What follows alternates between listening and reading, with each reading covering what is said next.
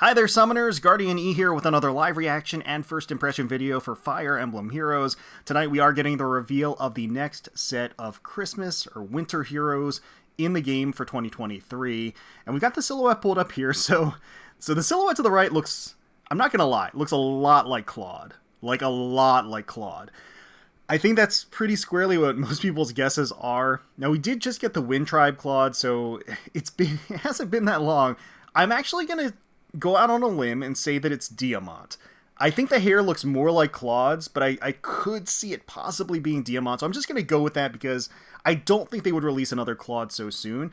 They could prove me wrong. I mean, it could happen. It could totally happen. Claude is extremely popular, of course. There's no question there. A very good-looking man. And so I wouldn't put it past them releasing another version of Claude so soon. But again, I'm going to go with Diamant. On the left-hand side, it looks like it's actually a duo of... And I'm going to say Yunaka and Larum in the back. The little hair buns makes me think it's Larum. And then the hair for the one in the foreground makes me think it could be Yunaka. So, alright, well, we got the trailer pulled up here. Let's go ahead and hit start and watch it together. Watch the reveals together for the first time. Alright, got the little Tree of Life going. Zappy Winter... Zappy? Oh, we know what that means. Okay, we got one of them right. Special Heroes to battle. And there she is, Spirited Envoy. All right, she looks good. Zappy Yunaka. She is going to be a cavalry colorless dagger unit. Okay, so we are getting a Christmas Yunaka. Silent Yule Knife, Luna, Flared Sparrow, Assassin Strike, and Fatal Smoke 4 for the C slot. Okay, okay. All right. Avoids foes who chase her with Divine Kanto effect up to 3 spaces. Dropped your gift. Oh. That's new. They've never done that before. So Kanto up to 3 spaces.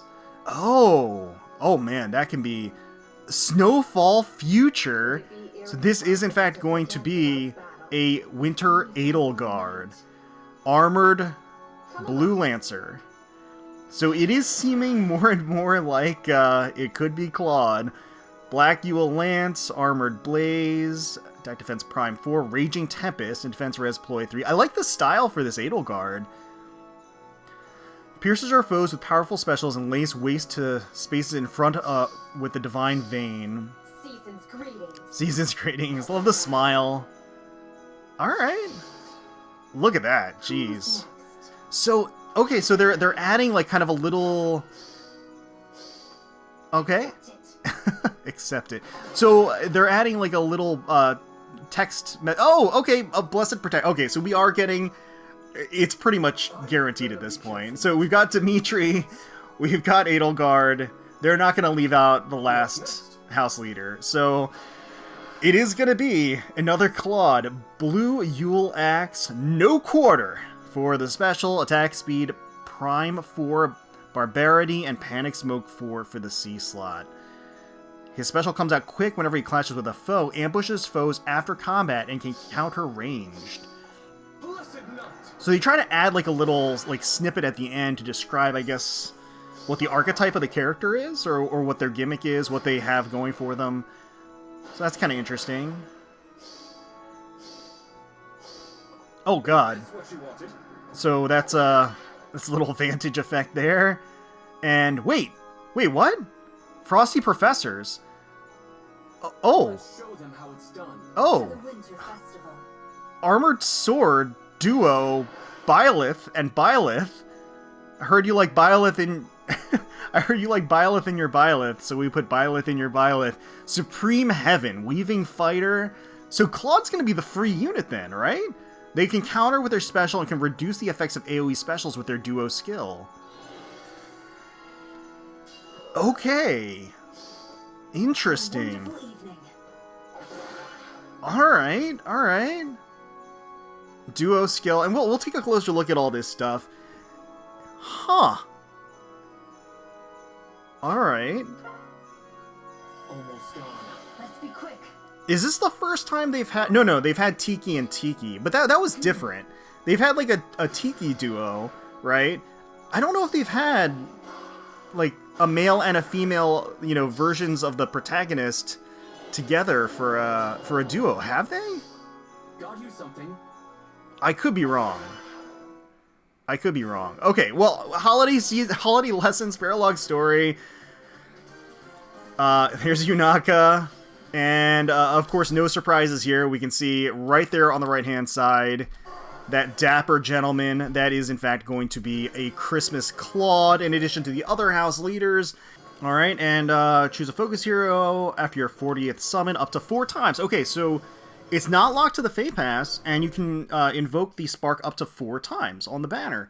So that they usually do that actually for Christmas banners. That's actually that's kind of like their gift with Christmas banners that they do every year. They usually announce it in a Fey channel, but I guess it just didn't really line up this time, so that they could show that off. But yeah, so you are going to be able to actually, even if you don't have a Fey Pass, you are going to be able to spark on this banner, and you can spark up to 4 times to collect every unit on the banner.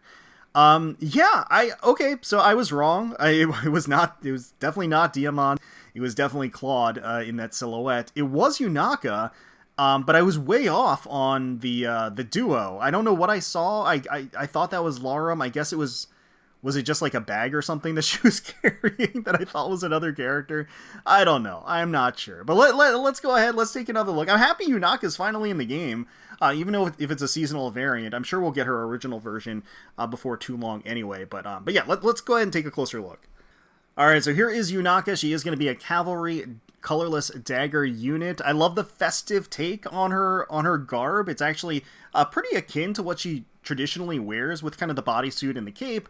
She's got, of course, the Santa hat on, the holly, the Christmas colors going on. She still has the stars and the lining of the cape and everything. Still has that the star motif in the outfit too, but it's accented by the red, the green, the fluffy bits as well on the cuffs and everything, as well as the boots. So it looks really great. It looks like she has what is that? A wand and a big old bag of goodies.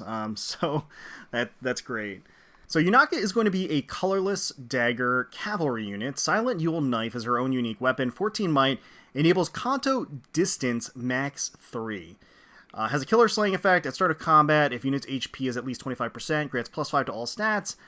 Grants bonus to units attack and speed equal to 9 minus number of allies adjacent to unit times 2, min 0. Neutralizes effects that prevent units' follow-up attacks, and neutralizes effects that inflict special cooldown charge -X on unit during combat. And also, if unit initiates combat, reduces the percentage of foes' non-special reduced damage by X% skills by percentage equal to X times 30. Oh my god. And reduces damage from foes' first attack by percentage equal to X times 30 during combat, where X equals the number of spaces from start position to end position of whoever initiated combat, max 3.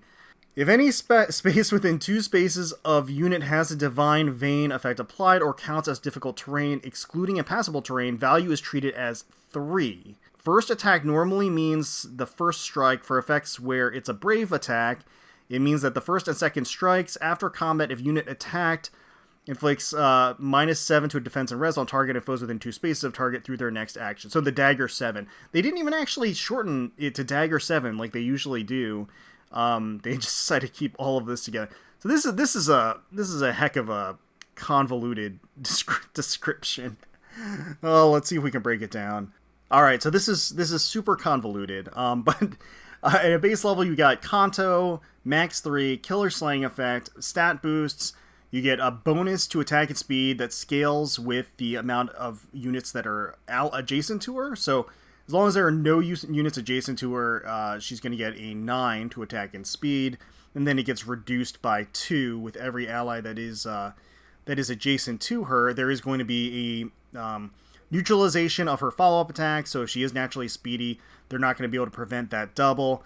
Neutralizes guard effects on her as well, so she is going to proc specials where she needs to, and can't be prevented there. And so if she initiates combat, she actually gets damage reduction, as well as damage reduction to the first hit to her, based on the actual movement, so the number of tiles, up to 3, which means it would be 90%. So 90% damage reduction, or 90% damage reduction to the first attack she sustains. if she is within 2 spaces of a Divine Vein effect, or a tile that it counts as difficult terrain, then she actually just gets the 3 without having to actually move the distance to get that effect. I don't know why they added that. It feels like really unnecessary, and it just serves to overcomplicate the weapon, to be perfectly honest. I feel like she didn't really need that, but it does make it better for her, of course, because that does, of course, mean that she doesn't actually have to move 3 spaces or the enemy move 3 spaces in order to invoke the maximum value of this effect, right? We got Luna for the special, of course, Flared Sparrow for the A slot, Assassin's Strike for the B slot.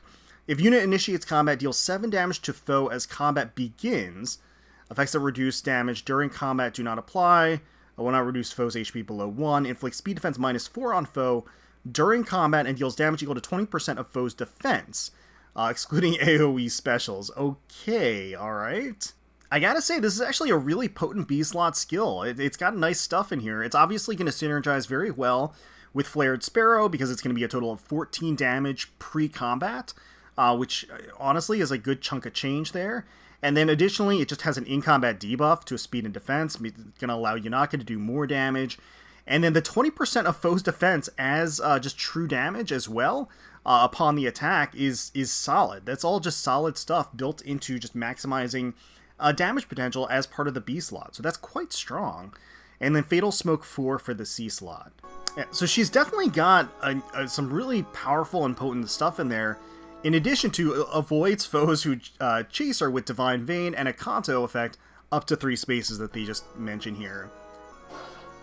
So yeah, there's that 14 set damage, dropped her gift, and then afterwards she can just, again, move 3 spaces, which is quite good. Alright, so here is Tefish's take on Edelgard. I actually really like this style. I think it matches her very, very well.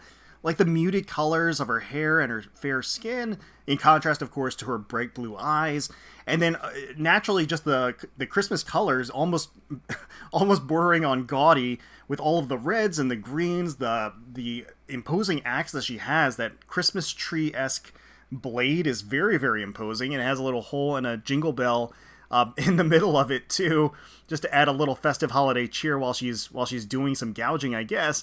But yeah, even like the stripes of the green and red around the handle, and the just the sheer volume of just little puffballs and fur on the actual coat and everything else. The outfit itself is very flattering too, cinched at the waist, flared out, short skirt with the leggings of red and green too, really comes together nicely. I think she looks great. I think it's a really good look for her. I like the holly on the horns as well. It kind of looks like the horns might be a little bit more like reindeer. Maybe I'm imagining that, but alright, so Black Yule Lance, 16 might, Killer Slaying effect. At start of combat, if unit has at least 25% HP and unit initiates combat, applies Divine Vein Flame on 5 spaces in a line centered on foe's space, and on the 5 spaces behind those spaces, based on direction unit is facing for 1 turn after combat. At start of combat, if unit's HP is at least 25%, inflicts attack defense minus X on foe, where X equals 15 minus number of adjacent allies times 2 min 6. So it's like Yunaka's skill, or Yunaka's weapon, except it's attack and defense, and it's a subtraction. Min 6 means that it's 9, right? So at a bare minimum, it's always going to be 15 minus 6, so it's always going to be a maximum of 9 as the debuff on the enemy. Grant special cooldown count minus Y to unit before unit's first attack, where Y equals number of spaces from start position to end position of whoever initiated combat, max 3. So it's special cooldown count minus 3 to unit before unit's first attack, which would be the full Armored Blaze cooldown, okay? That is pretty good. If foe is in a space where allied Divine Vein Flame is applied, then the value is treated as 3 and reduces the percentage of foe's non-special cooldown, reduced damage by X% skills by percentage equal to 100 minus number of allies adjacent to unit times 30 during combat. Alright, and also if unit has weapon triangle advantage, or if foe is in a space where the allied Divine Vein Flame is applied, neutralizes foe's non-special. If foe would reduce unit's HP to 0, unit survives with 1 HP effects during combat. So it neutralizes miracle effects as well, as long as they're not specials. Okay. Okay, so they really seem to be going all in on this whole, like, proximity to divine veins, assisting in the calculation, or boosting the calculation for some of these conditions and effects, which that kind of seems to be the theme throughout the entire, at least the first 2 units that we've seen so far, in addition to not being in proximity to allies. So that combination of being close to divine veins, having abilities to create divine veins, and then furthermore having additional boosts when not adjacent to allies, that combination seems to be extremely prevalent in these skills that have just powerful base effects in general. So I feel like this kind of tacked on effect of, I guess, boosting the utility of divine veins feels a little unnecessary. I don't know if that really... obviously that's kind of like the theme that they're going for here, but it feels almost superfluous. It feels like they didn't really need to go that route. Divine veins in and of themselves didn't really need to have that boost. I like that they're thinking outside of the box in terms of divine vein utility and the weapon synergy with those things. So I guess that's kind of nice, but I don't know how I feel about it overall. Armored Blaze for the special, boosts special damage by 40% of unit's defense when special triggers.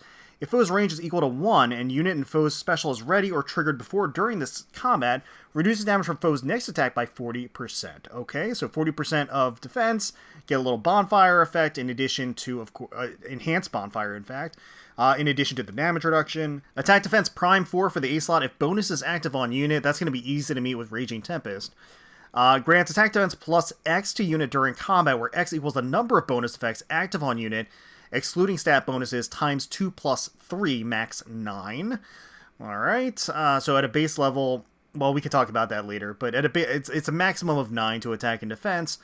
Also, if number of bonus effects active on unit, excluding stat bonuses, is greater than or equal to 4, unit can counterattack regardless of foe's range during combat. Okay, that is busted. Raging Tempest for the B slot. At start of turn, if unit's HP is equal to 100%, or if any foe is within 3 columns or 3 rows centered on unit, grants unit can move 1 extra space, that turn only, does not stack, and charge to unit for 1 turn. If number of allies adjacent to unit is less than or equal to 1, inflicts attack defense minus 5 on foe during combat, deals damage equal to 15% of unit's attack as fixed damage. If unit initiates combat, grants another action to unit after combat, once per turn. If a skill effect moves unit after combat, this effect occurs based on unit's final placement after that movement. So yeah, that's busted. If a foe is within 3 columns or 3 rows centered on unit, so most of the map, she gets 1 extra movement space, as well as the charge effect, so she has insane mobility at that point. She gains additional debuffs on the enemy to attack and defense, fixed damage, bonus based on her attack, scaling off of her attack, and then obviously another action after her combat when she initiates, so basically a self-refresh. So yeah. And then defense res ploy 3 for the C slot, so yeah, defense res minus 7, ploy, and exposure. So yeah, she is, I mean, she's busted. I mean, there's so much going on here in terms of her kit overall, but she's just going to be an offensive powerhouse. She's going to be super, super tanky, have plenty of damage reduction built in through her special and everything else. The ability to neutralize the enemy's damage reduction, so damage reduction, fixed damage all over the place, in combat debuffs to the enemy stats, very, very powerful, potent special, insta-charge basically to her special, having the ability to boost her attack and defense, which is going to, of course, scale with her Armored Blaze to do even more damage with Armored Blaze. And then, again, the extreme mobility that's built into her charge, as well as the additional movement tile space, in addition to the self-refresh. I mean, all that stuff is just going to be extremely powerful. And then here is Holiday Dimitri as a cavalry axe unit. So I guess it's nice to see the swap between Edelgard and Dimitri here.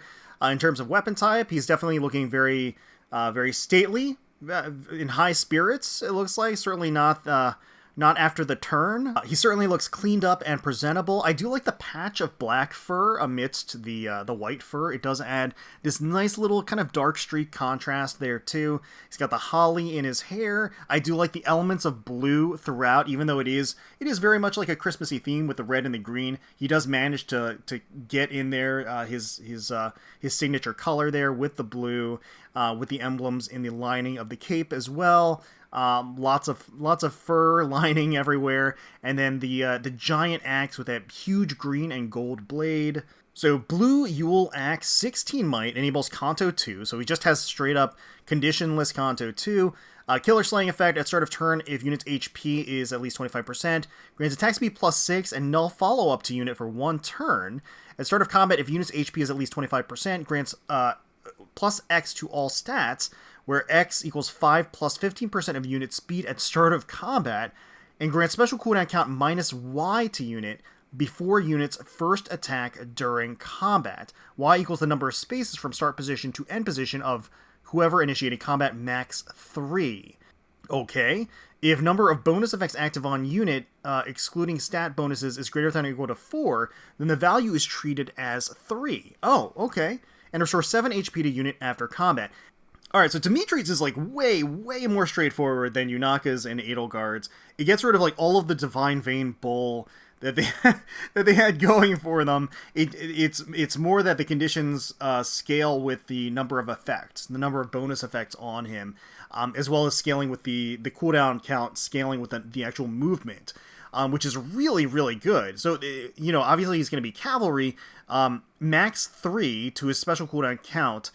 So that's really quite strong. It's comprehensive, it's really powerful, it's all cohesive, it makes a lot of sense. And then he's got no quarter, 3 cooldown special. It is new. I don't know if it's unique to him or if it's going to be inheritable, but boost damage by X% of units attack when special triggers. If foe is armored, X equals 40, otherwise X equals 30. Interesting. If special triggers, neutralizes foes, reduces damage by X% effect from non-special skills. Okay, that is quite good. That is quite good. I wouldn't say it's so good that it would need to be exclusive, so I could definitely see this as being inheritable. I am curious to see whether or not it is. And then, of course, it also additionally scales pretty nicely with the damage reduction, because it reduces damage reduction by X%, which again changes based upon whether it's armored or not. At a base level, 30% is still quite nice for both of those effects. Attack speed prime 4 for the A slot. Attack speed prime 4 for the A slot. Barbarity for the B slot. At start of combat, if foe's HP is greater than or equal to 25%, inflicts -4 to all stats on foe during combat, deals damage equal to 25% of unit's attack, and reduces damage from foe's first attack by 40% during combat. First attack, if it's a brave unit, means the first 2 attacks. And also, after combat, grants advantage and dodge to unit, and inflicts -6 to all stats on target and foes within 3 spaces of target through their next actions. Yeah, so that's really good. That's really good. Getting a debuff and then fixed damage against the enemy, in addition to damage reduction built into this on the first attack, and then getting vantage and dodge to himself after combat, as additional bonus effects, as well as the -6 on target to all stats is going to be quite powerful. It's going to allow him to ensure kills on the enemy phase during his vantage part. So that was the vantage that we saw in the actual combat demonstration too.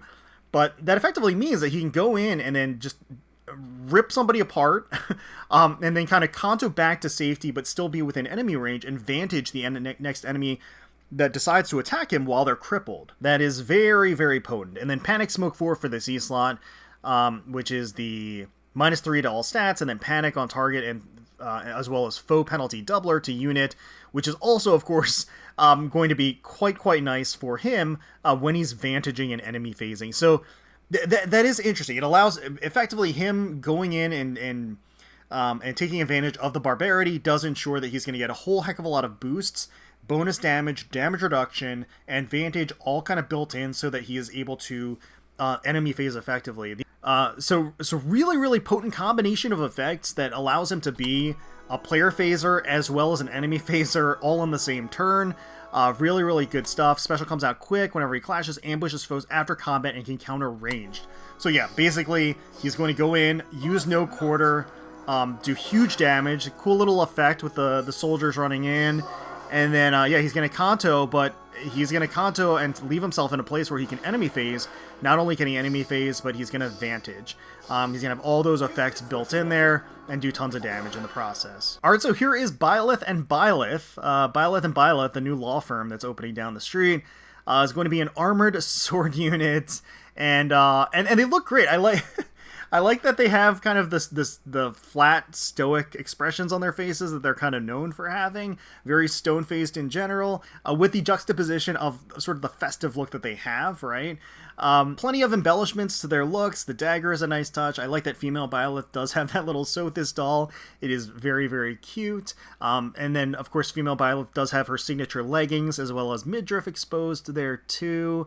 Shoulderless design, plenty of fluff and floof, the Santa hats, the holly, the weaponry all actually coordinates very well across all of the house leaders. Actually, the sword looks very similar in design to the other two weapons, so it does like thematically feel very appropriate at least. I like that both Byleths here do have kind of almost a Christmas tree design to their outfit, where there's actual Christmas ornaments like hanging off of the layers of clothing that they have too, which is quite nice. So Holy Yule Blade, so the sword version of the variant of the Holy Yule weapons. 16 might, killer slaying effect. A unit can counterattack regardless of foe's range. Okay, so just built-in distant counter. At start of combat, if unit has at least 25% HP, plus 5 to attack, defense, and res, to unit grants bonus to unit's attack, defense, res equal to 20% of unit's res at start of combat, and neutralizes effects that inflict special cooldown charge minus X on unit during combat. So neutralizing guard effects. At start of combat, if unit's HP is at least 25%, foe's attack can trigger foe's special, and unit's res is greater than or equal to foe's res plus 5. Inflict special cooldown count plus X on foe before foe's first attack. X equals number of spaces from start position to end position, a max 3. If unit triggers Savior, value is treated as 3. Okay. Alright, let's just make up numbers here. Cannot exceed the foe's maximum special cooldown. At start of combat, if unit's HP is greater than or equal to 25% and foe's range is equal to 2, neutralize effects that prevent units' counterattacks during combat. At start of combat, if unit's HP is greater than or equal to 25% and foe's range is equal to 2, neutralizes effects that prevent units' counterattacks during combat. Okay, so just neutralizing dazzling effects for clerics as well. That's a nice little bonus built in there. So very, very powerful stuff, all like built in here. Killer slaying effect, stat boosts, as well as bonuses, additional scale bonuses based upon the res stat too. So it looks like there are going to be some res checks going around here. So they're probably going to have some innately high res. Additionally, going to have the whole special cooldown count plus X, so the whole special cooldown rewind on the enemy when they're attacking based around the number of spaces. However, if the savior effect happens, which is probably going to be very common, they're going to have the max value. So effectively, it's going to neutralize the enemy's ability to proc their special, which is going to be especially potent for this unit, so that they can enjoy all of the damage reduction and everything else that they get built in through the rest of their kit. So yeah, that's strong. That is strong. Supreme Heaven for the special 2 cooldown only. Boost damage by X% of unit's attack when special triggers. If in combat against a dragon foe or a beast foe, X equals 50, otherwise X equals 25. Okay. If special triggers, neutralizes foes' reduced damage by X% effects from non-special skills. If foe's range is equal to 2 and unit or foe special is ready or triggered before or during this combat, reduces damage from foe's next attack by 30% once per combat. Okay, so really taking it to dragon and beast foes, 50% of unit's attack is huge. It's huge. The attack stat is so high, and 50% of it as boosted damage on a 2 cooldown special is enormous. Otherwise, 25% is nothing to scoff at either. Just 25% of units attack, and then on a 2-turn cooldown special is still like very strong. If special triggers, neutralizes foes' damage reduction effects, right? Upon triggering their special, they get damage reduction, so that does ensure that they're just going to hit like a truck. And then if it's a ranged enemy, or if foe's special is ready, they also get additional damage reduction built into Supreme Heaven too. As if it wasn't enough. Fire Flood Boost 3 for the A slot, that is actually going to give put a guard effect on the enemy, so in addition to the special rewind, it's actually going to prevent them from gaining special charge as well when attacking. Alright, Weaving Fighter for the B slot. At start of combat, if unit's HP is at least 25%, grants attack defense -4 on foe, unit and foe cannot make a follow-up attack, reduces damage from foe's first attack by X% if foe can make a follow-up attack, X equals 80, Otherwise, X equals 40. Reduces damage from foes' follow-up attack by 40% during combat. Restores 7 HP to unit after combat. So that's actually interesting, because I think this is the first time that we've had... because, okay, so it says unit and foe cannot make a follow-up attack, but then it has a damage reduction built into the follow-up attack. So I think this is the first time where it's like kind of acknowledging the fact that the way the skills interactions work, because, of course, if you have this effect of foe cannot make a follow-up attack, but then the enemy has a guaranteed follow-up attack, those two effects neutralize each other. So, because of that neutralizing effect, the enemy could have two effects that guarantee follow-up attacks, and so the second one would then, the first two would neutralize, and then the second one would take effect, or the first two neutralize, and the enemy is just speedy enough to follow-up attack. So, it's just weird. I mean, I feel like this is the first time that they've actually kind of acknowledged that interaction within a single skill, because, again, it's saying cannot make a follow-up attack, but then also it says that the follow-up attack is reduced by, 40%. It's kind of funky. It's kind of a funky, I guess, wording and everything, but yeah, that's how the game works. That's how the game works since year one. Attack res far save 3 for the C slot as well. So yeah, really, really powerful combination of effects. Just being able to eliminate the sweep function of ranged weapons, in addition to the killer slaying effect, the Supreme Heaven, which is going to do just massive damage, in addition to the whole special rewind, the save effect, that for the C slot, the savior effect, I should say, which just maximizes the actual rewind effect of the enemy, or the special rewind on the enemy. And then all of the other effects built in. Yeah, so they are most assuredly going to be a very, very annoying unit to deal with as a whole. They're just going to be super tanky and just really disable the enemy's ability to deal decent damage. They encounter with their special and reduce the effects of AoE specials with their duo skill. Oh, okay, so we haven't even seen their duo skill yet, but they're already giving us a preview of what that's like. So the blue mage doing 0 damage despite color advantage, and then attacking in with that emblem there. Duo skill grants defense rest +6, reduces damage from AoE specials by 80%, Hexblade to unit and allies within 2 spaces of unit for 1 turn, grants the following effect to unit for 1 turn, neutralizes effective against armored bonuses. Why do they need that? They don't need that. They already have so much built-in damage reduction. Like, you can't get effective damage on them too? Like, why did they need that as an additional effect? I don't really see why that was necessary. But they've got it. Yeah, this entire banner is very, very strong. They're just, it's a new league and, like, I guess category theming of, like, of units and skill interplay with Divine Veins and movement and everything else. And also, like, I guess, originally the theming was centered around this whole notion of being around Divine Veins. I think that was actually incorrect on my part. It's actually more about, like, how can you cheat to get the maximum value of a condition? Because, like, for them, it's like the savior effect gives them the maximum condition. For Dimitri, it's the movement, right? For Yunaka and for Edelgard, it's about the proximity to Divine Veins and everything. And I haven't seen Claude's art or weapon, but I'm sure they're not going to leave him in the dust as the other house leader. I mean, even if he's a free unit, he's probably going to have a weapon in the same sort of family as the ones that we're seeing here with the other units. I would be sure that it'll have, if not as many effects, at least close to. So yeah, what to say about this banner? Just really, really powerful effects all around. It's honestly pretty difficult to single out a winner here. The duo is obviously extremely powerful. I mean, the sheer volume of different things that they accomplish and counter, the counters that they've managed to neutralize as well, is just really, really strong as a whole. But Yunaka is very potent as well. Dimitri, the most straightforward of the batch, but still has a novella in terms of his skills. Edelgard, again, just having the double Divine Veins and then having all of the boosts associated with being around them and just being quite potent as an offensive armored with great mobility and movement capability, is just really, really strong.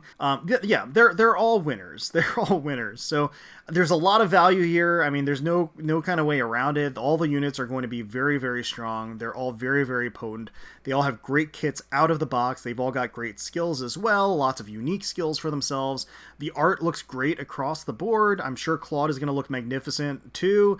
It really is a great banner, and then everybody can spark, so everybody has the ability to gain these units guaranteed through 40 summons, for each of them as needed. If you have have absolutely rotten luck, it can take you the maximum of 40 pulls to get each one of them. And that's, that's a solid thing for sure, because again, they're going to be very, very strong. But yeah, I don't know. I mean, in terms of my impressions, again, they're going to be very, very strong.